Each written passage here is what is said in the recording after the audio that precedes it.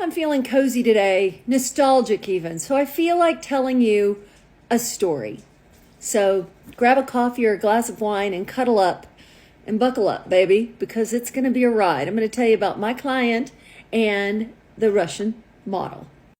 All right, as always, I have to protect everybody's privacy, so I'm going to shroud it in a little mystery, but I do think there's an important learning lesson here for men. So men, you need to listen up on what happened here. So he was one of my younger clients, and this is going back a few years, and I set him up with, and he was extremely successful. He was probably way more successful than he was sophisticated.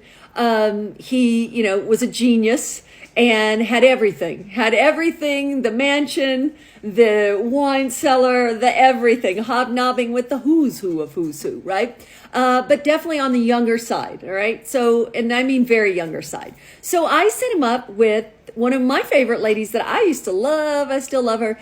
She's a Russian model. She's gorgeous. And I know some men are very afraid of the Russians for the fact that they will tell it like it is, no nonsense, and and they can be cold and cutthroat. Let's just say it.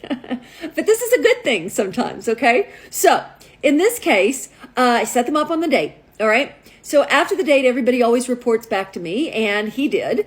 And he was like, oh my God, Gina, she was so gorgeous, and I had the best time, and I really liked her, and la la la. I was like, okay, awesome. Can't wait to hear her side.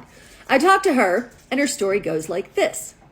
Gina, I will never go out with him again. This is my best Russian accent. I will never go out with him again. I was like, what are you talking about? He had a really good time. She says, what? He has no manners. She said, I walk out to the car. He's there to pick me up. He's looking down at his phone. He looks up. He says, hello. He looks back down at his phone, and he was texting, and he did not even open the door for me, and he did not acknowledge me.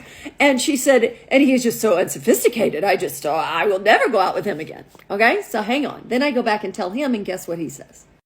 First of all, he was shocked that anybody was giving him any critique because he'd never had that before. And I find a lot of times with sophisticated, affluent guys, people are never honest with them, not really. And they don't have a clue until they get a clue.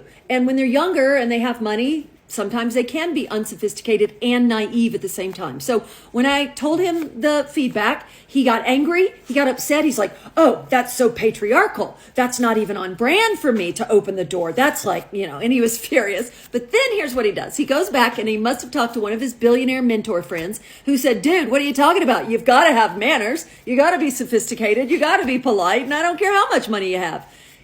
And they gave him a good talking to, because then he came back and said, Gina, okay, I realize you were right. I want to send her flowers. And then he sent this huge bouquet of flowers, but it was a little too late.